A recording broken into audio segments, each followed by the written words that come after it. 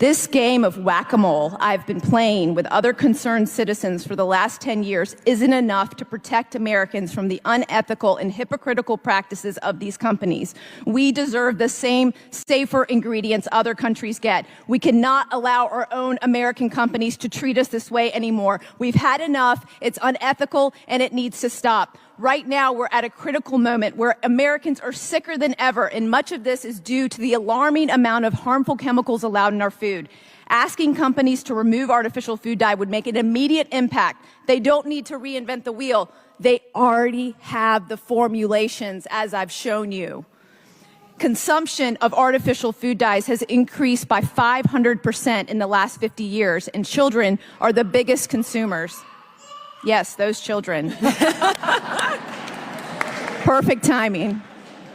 43% of products marketed towards children in the grocery store contain artificial dyes. Food companies have found in focus groups, children will eat more of their product with an artificial dye because it's more attractive and appealing.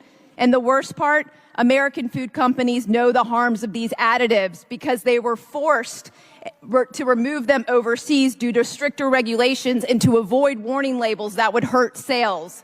This is one of the most hypocritical policies of food companies, and somebody needs to hold them accountable.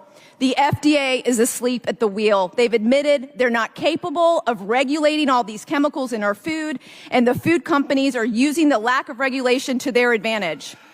But now, there's a significant wave of public awareness spreading about this corruption, and more people are asking for change. Many of the people in this room I see in the audience.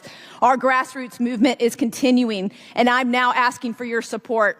Right now, we are petitioning Kellogg's because the government hasn't taken up this issue. Right over the border, this box of Fruit Loops is from Canada. It's colored naturally with watermelon, blueberry, and carrot juice. This is the U.S. version. It contains 4 different artificial food dyes with the preservative BHT, which is an endocrine-disrupting chemical linked to cancer. In 2015, Kellogg's announced plans to remove dyes from their cereals by the end of 2018, but they never did. Instead, they kept producing new cereals for children with these dyes and preservatives, using the most popular toddler songs and movies to hook modern children of today, like Baby Shark cereal and Disney's Little Mermaid, targeting the most vulnerable children. We now have over 111,000 signatures on our petition to ask Kellogg's to finally serve Americans the same cereals they are serving other countries. I'm going to be delivering these petitions to Kellogg's headquarters in Battle Creek, Michigan next month on October 15th. Mark your calendar.